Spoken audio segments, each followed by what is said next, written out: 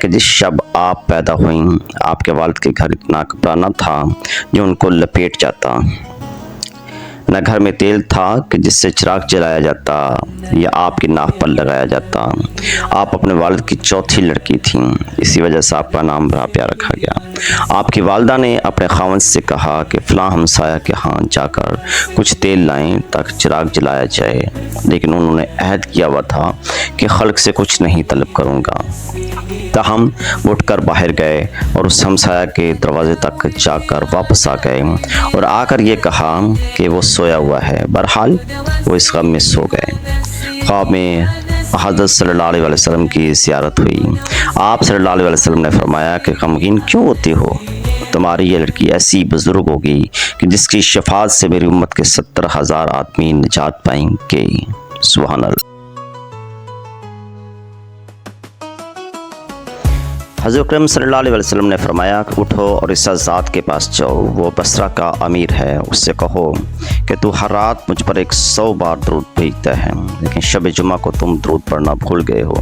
اس کا کفارہ یہ ہے کہ 400 دینار زر رزق کے حلال میں سے اس کے حوالے کر دو۔ رابعہ کے والد نے خواب میں سے بیدار ہو کر اپنے خواب کو ایک کاغذ پر لکھا اور اس ذات کے پاس بھیج دیا۔ کاغذ کو دیکھ کر اس ذات بہت خوش ہوا کہ رسول اکرم صلی اللہ علیہ وسلم نے مجھے یاد فرمایا ہے۔ بس اس نے 10,000 درہم صدقہ کیے، 400 دینار رابعہ بصری کے والد کو دیے۔ حضرت رابعہ رحمۃ اللہ علیہ بڑی ہوئیں تو آپ کے والدین کا انتقال ہو گیا۔ اسی سال بصرہ میں بہت قحط پڑا، جس کی وجہ سے حضرت رابعہ کی بہنیں منتشر ہو گئیں۔ رابعہ دن کو ہمیشہ روزہ رکھتی تھیں اور اپنے آقا کی خدمت میں رہتی تھیں اور رات کو عبادت الہی میں مشغول رہتی تھیں۔ کہتے ہیں کہ رات دن میں 1000 رکعت نفل ادا کرتی تھیں۔ کبھی کبھی حضرت خواجہ حسن بصری رحمۃ اللہ علیہ کی مجلس میں حاضر ہوتی تھیں، جو آپ کے استاد تھے۔ بعض مشائخ کہ حضرت سلطان المشائخ نظام الدین اولیاء وغیرہ نے لکھا ہے کہ آپ چند یوم گانے بجانے والوں کے ہاتھ آ گئیں، لیکن وہاں سے توبہ کر کے ویرانے میں سکونت اختیار کر لی اور کافی مدت تک وہاں گوشہ نشین رہیں۔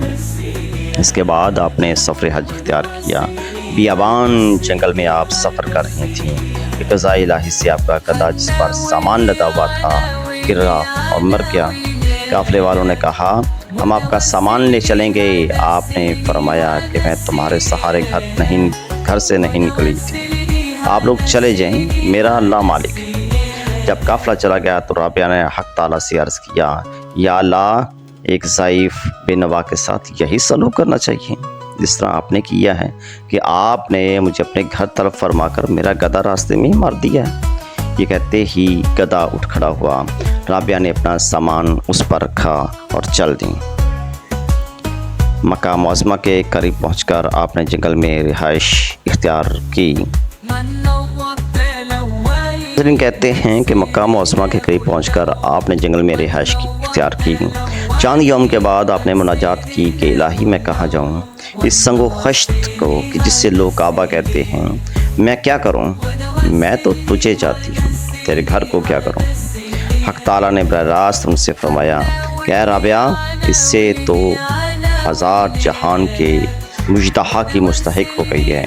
تو نہیں جانتی کہ موسیٰ علیہ السلام نے یہ آرزو کی، میں نے ذرہ بھر پہاڑ پر تجلی کی، ٹکڑے ٹکڑے ہو گیا۔ حضرت رابعہ جب دوسری بار حج کو گئیں تو کعبہ آپ کے استقبال کے لیے آ گیا۔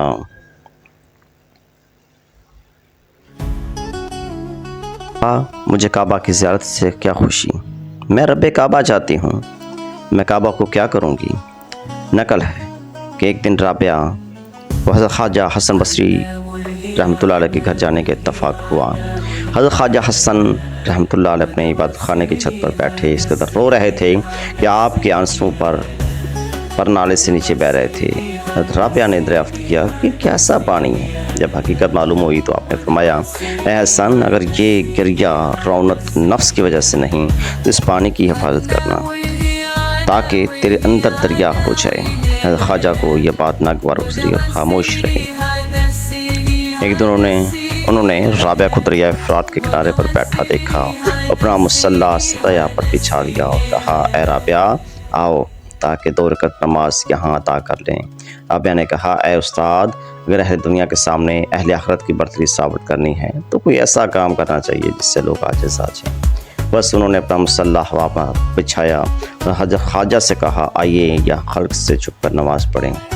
اب حضرت رابعہ کو خیال ہوا کہ حضرت خواجہ کا دل ہاتھ میں نہیں، بس ان سے کہا اے استاد، جو کچھ آپ نے کیا ہے وہ مچھلی بھی کر سکتی ہے، اور جو کچھ میں نے کیا وہ مکھی بھی کر سکتی ہے۔ اصل کام دونوں امور سے بالا تر ہے۔ نقل ہے کہ ایک دن حضرت خواجہ حسن رحمۃ اللہ علیہ اپنے ساتھیوں کے ساتھ حضرت رابعہ کے گھر تشریف لے گئے۔ ان کے گھر چراغ نہ تھا اور ان کو چراغ کی ضرورت تھی۔ رابعہ رضی اللہ رحمۃ اللہ علیہ نے اپنی انگلیوں پر پھونکا تو شمع کی طرح روشن ہو گئیں۔ ایک دن حضرت خواجہ حسن رحمۃ اللہ علیہ نے رابعہ سے کہا آپ شادی کیوں نہیں کرتی؟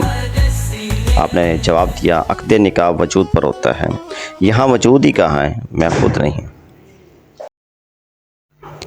خود نہیں ہوں بلکہ اس کا سایہ ہوں، سایہ کے لیے جو حکم ہو وہی کرنا چاہیے۔ انہوں نے پوچھا رابعہ تو نے یہ مرتبہ کیسے پایا؟ آپ نے جواب دیا اس وجہ سے کہ میں نے اپنے تمام مقاصد کو ختم کر دیا۔ ایک دن حضرت خواجہ رحمۃ اللہ علیہ نے پوچھا اسے خدا تعالیٰ کو تم کیسے جانتی ہو؟ جواب دیا کہ میں اسے بے چون جانتی ہوں۔ نقل ہے کہ حضرت خواجہ حسن رحمۃ اللہ علیہ نے کہا اگر میں ایک لمحہ حق تعالیٰ کے دیدار سے محروم ہو جاؤں تو آخرت میں اس قدر گریہ کروں کہ تمام بہشتوں اور دوستوں کو مجھ پر رحم آ جائے۔ رابعہ نے کہا ہاں یہ بات درست ہے، بشرط کہ ایک لمحہ بھی ذکر اللہ سے غافل نہ رہے۔ ایک دفعہ حضرت رابعہ سے کسی نے دریافت کیا کہ کیا تم حق تعالیٰ کو دوست رکھتی ہو؟ فرمایا ہاں۔ اس نے پھر پوچھا کیا شیطان کو دشمن رکھتی ہو؟ آپ نے فرمایا رحمان کی دوستی میں اس قدر مستغرق ہوں کہ شیطان کی دشمنی کی مجھے خبر بھی نہیں۔ کیا حضرت رابعہ فرماتی ہیں کہ ایک رات میں نے رسول اکرم صلی اللہ علیہ وسلم کو خواب میں دیکھا۔ آپ نے دریافت کیا اے رابعہ کیا تو مجھے دوست رکھتی ہے؟ میں نے عرض کیا یا رسول اللہ صلی اللہ علیہ وسلم وہ کون ہے جسے آپ سے محبت نہ ہو؟ لیکن حق تعالیٰ کی محبت میں اس قدر غرق ہوں کہ دوسرے کی محبت یا دشمنی میرے دل میں باقی نہ رہے۔ ایک دفعہ ایک بزرگ نے حضرت رابعہ بصری رحمۃ اللہ علیہ کے سامنے دنیا کی شکایت کی۔ آپ نے فرمایا معلوم ہوتا ہے کہ تمہیں دنیا سے بہت محبت ہے، کیونکہ دنیا سے محبت نہ ہوتی تو تم اس کا ذکر نہ کرتے۔ ایک دن حضرت رابعہ رحمۃ اللہ علیہ نے کہا یا اللہ اگر کل قیامت کو آپ نے مجھے دوزخ میں ڈالا تو آپ کے بھیدوں میں ایک بھید ظاہر کر دوں گی جس سے دوزخ مجھ سے 1000 سال کی مسافت دور بھاگ جائے گی۔ ابھی چاروں بہنیں چھوٹی تھیں کہ والدین کا سایہ سر سے اٹھ گیا، لیکن جس پاکیزہ ماحول میں ان کی تربیت ہوئی تھی وہ ان کا سرمایہ حیات تھا، جس کی موجودگی میں ان کے قدموں میں کبھی لرزش پیدا نہ ہوئی اور نامساعد حالات کے باوجود راہ ہدایت پر گامزن رہیں۔ وہ محنت مشقت کر کے زندگی کے دن گزارتی رہیں۔ چلتے چلتے رابعہ نے گرد و پیش میں نگاہ دوڑائی، وہ بصرے کی ٹیڑھی ترچھی ٹوٹی پھوٹی گلیوں میں سے گزر رہی تھی۔ وہ پھر ماضی کے دھندلکوں میں کھو گئی۔ وہ بصرے کے قحط کا تصور کر کے کانپ اٹھی جس نے ہر صبح بھوک کی فصلیں اگا دی تھیں۔ لوگ سوکھے ٹکڑوں کی تلاش میں مارے پھرنے لگے تھے۔ ایسے وقت میں جب اللہ کی مخلوق مصائب و آلام کا شکار ہوتی ہے تو بد باطن غنڈے اور بدماش میدان میں اتر آتے ہیں، عوام الناس پر مزید عرصہ حیات تنگ کر دیتے ہیں۔ وہ لڑکیوں اور بچوں کو پکڑ کر لے جاتے اور عمراء و صاحب و ثروت افراد کے ہاتھوں فروخت کر دیتے تھے۔ رابعہ کی بہنیں بھی پیٹ کی آگ بجھانے کے لیے روٹی کی تلاش میں نکلی تھیں اور پھر لوٹ کر نہیں آئی تھیں۔ بہنوں کی جدائی میں رو رو کر اس کا برا حال ہو گیا تھا۔ کئی دنوں کی بھوک سے بیتاب ہو کر ایک دن وہ بھی گھر سے نکلی تو ایک بدماش کی نظر پڑی۔ وہ بھاگی لیکن ظالم نے اسے پکڑ لیا اور ایک تاجر کے پاس لے جا کر فروخت کر دیا۔ اس تاجر نے رابعہ کو معمولی سی قیمت پر اس کے موجودہ آقا کے ہاتھ بھیج دیا جس نے آج آزاد کیا تھا۔ اچانک وہ رک گئی، نظر اٹھا کر دیکھا تو ایک دینی مدرسہ تھا۔ اندر داخل ہوئی اور مدرسہ سے علم دین کی تحصیل کے لیے درخواست کی۔ اس نے لاغرو ناتواں رابعہ کی طرف دیکھا اور لڑکیوں کے پاس بٹھا دیا۔ اللہ تعالیٰ نے اسے ذہانت و فطانت کا وافر حصہ عطا فرمایا تھا۔ دنوں میں علوم دنیا میں کمال حاصل کر لیا اور محافلے ذکر و فکر میں شرکت کرنے لگیں۔ اس نے مردوں کی طرح تعلیم حاصل کی، ان میں سے ایک پر فوقیت حاصل کر لی۔